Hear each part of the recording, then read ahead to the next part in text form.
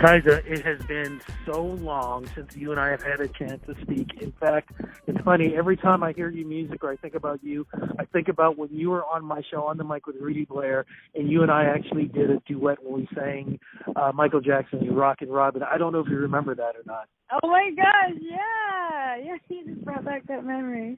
And it was great memories. And who would have thought that the next time we would talk, the world would be the way it is. Just very quickly, I got to ask, how are things going with you? Are you safe? Is your family doing well?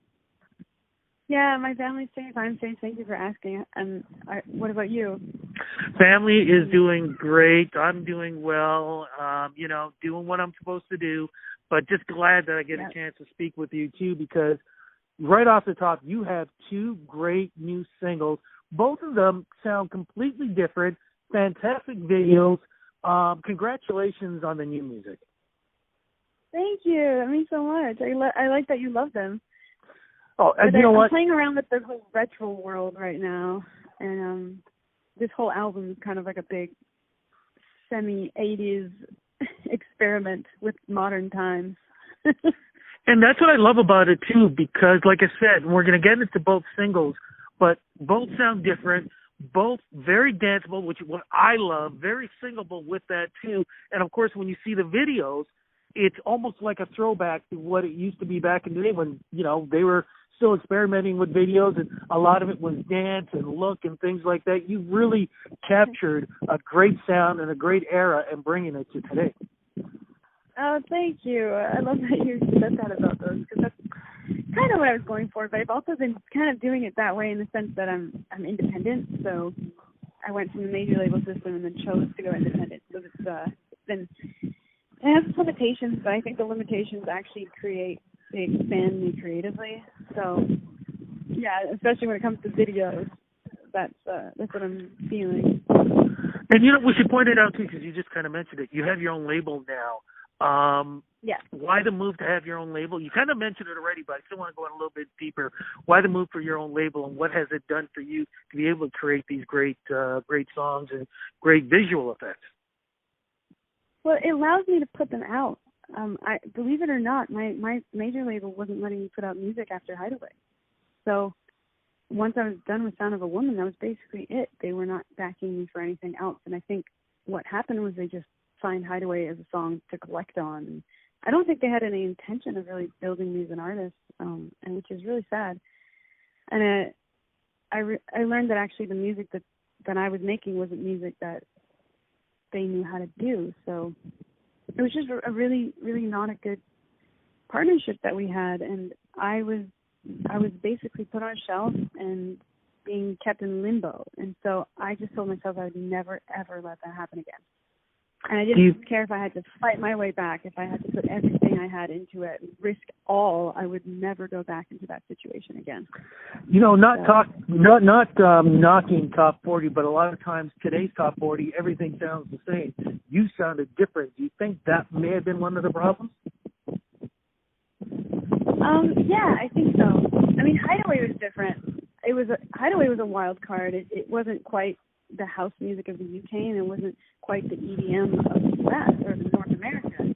It was a little bit of its own thing and a mix between it all. And that's what I do. I really fuse a lot of sounds together, and I experiment a lot. And that's what's coming out now. It's just a little bit of a different fusion of a little more of an 80s sound as opposed to a 90s sound. But it's not like a full-on nothing. Like, I'm not referencing anything when I'm making them. I'm just in the studio making them. Absolutely. Absolutely. Yeah, I love the big hooks and the big sound. So this whole album is like high energy, positive.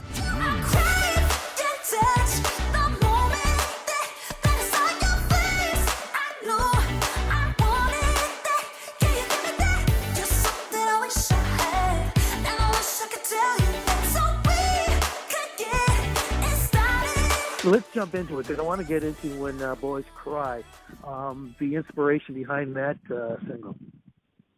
Oh, that one the concept I started a long time ago. I had written the lyrics, or had begun the lyrics. And I grew up with brothers, no sisters, and most of my cousins are male, so I have men in my family and around me. So I have a lot of experience with male emotions, and I think my brothers have struggled a lot with expressing themselves in the way that I do. And I wondered, is that because I'm female? Is that because they're male, or is that society? And I've always asked myself these questions. And so with female empowerment going on and all this focus on women, I think when one thing evolves, so does the other. And I think there's a whole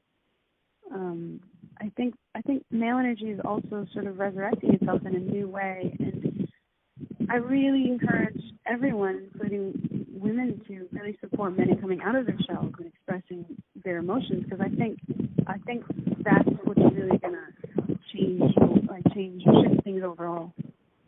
What about the concept of the music video? Because I love that with you, the umbrella. Oh, you love that! Yay!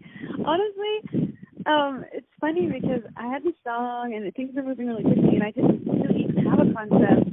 And I just called up my friend who's like really crafty, and I was like, "Do you have anything that we can use as a prop?" And he's just like, "I have lights."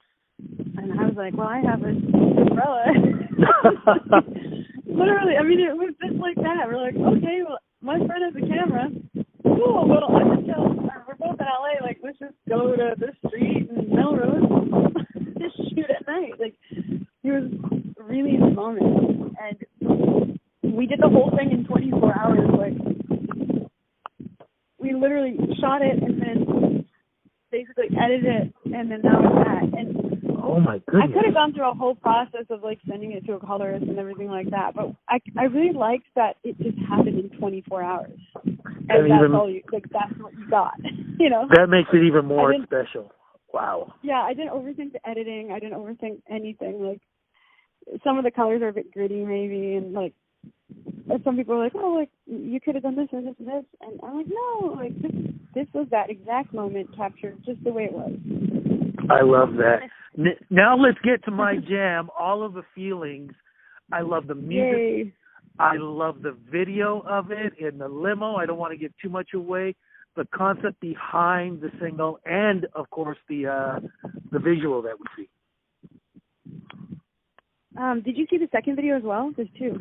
Oh no, I only seen one. I didn't know there was a second one. Okay, then I released a second one, an isolation video for All the Feelings. If you're a fan of that one, you should definitely check that out too. Okay, I definitely will.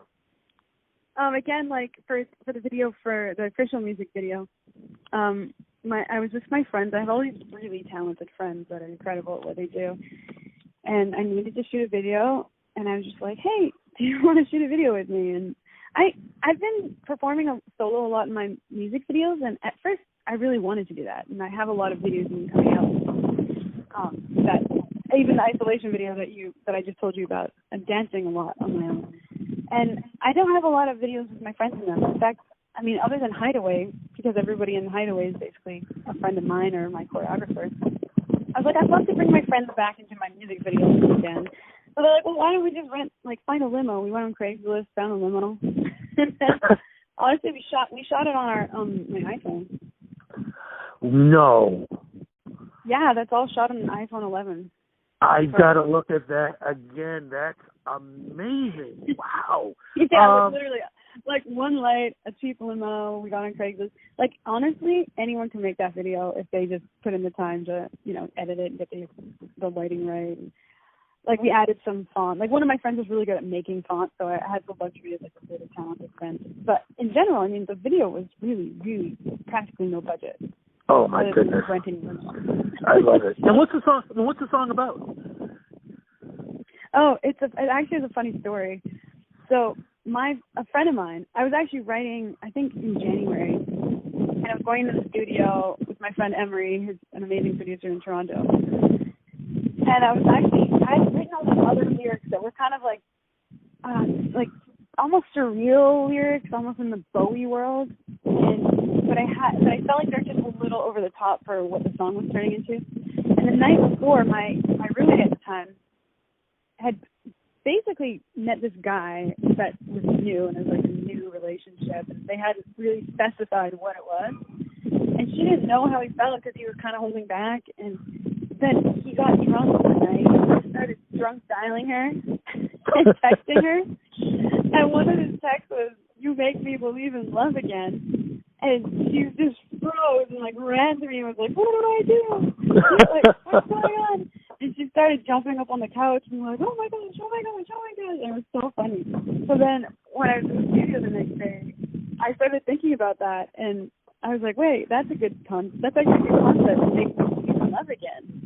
Because, I mean, so much of us go through really bad experiences with love that we give up on it. And it's just cool that, like, a person can come around and just make you forget about all the bad things you've been through and almost make it feel like it's the first love all over again. So that's cool stuff. I love this all story. The feelings back, all those, like, true love feelings coming back. So.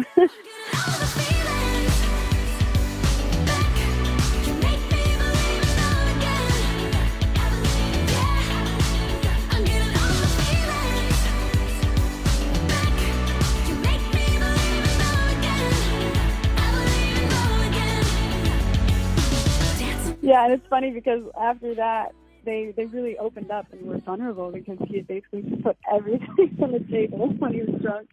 Oh, my goodness. Yeah. Just curious, are they still together? I think so, yeah. Ah, fantastic. I mean, they've been quarantined in a different city, so.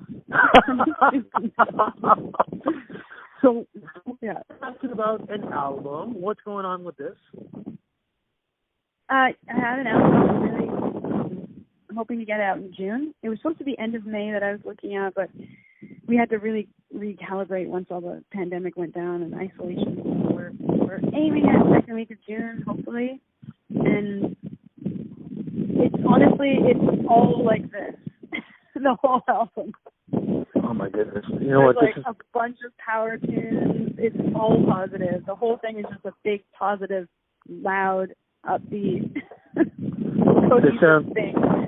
This sounds like a really great summer album. I'm looking so forward to this. But in the meantime, any chance, because a lot of artists are doing online performances, any chance you'll be doing the same? I have, actually. A lot of people have been having me do live streams on their accounts, and I've been doing a few on mine as well. So I'm definitely embracing the live stream concert phenomenon, or the wave that is going through everybody's phones. I think I'm even doing one tomorrow, actually. Fantastic.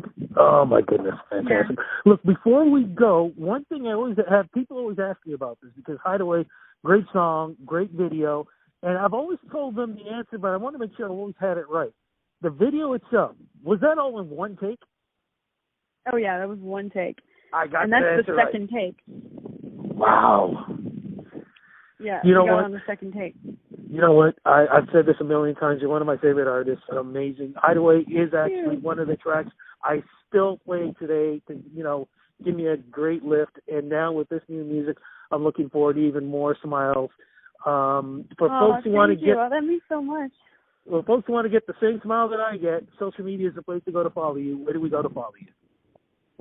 Yay! Yeah, this Kiesza. It's literally my name on every social media account you can think of. Fantastic. I know. Kiesza. No, I got to let you go. But look, be safe. Looking forward to hopefully we can talk soon again, but in person. But either way, all the best with the new music, the label, everything else. Just thank you so much for the interview. Oh, thank you for having me, Rudy. This was really fun. And maybe we can sing Rockin' Robin next time again. Or we can pick another Jackson 5 tune. I love it. Absolutely love it. You take care. We'll talk soon. You too. Take care. Bye. Bye-bye.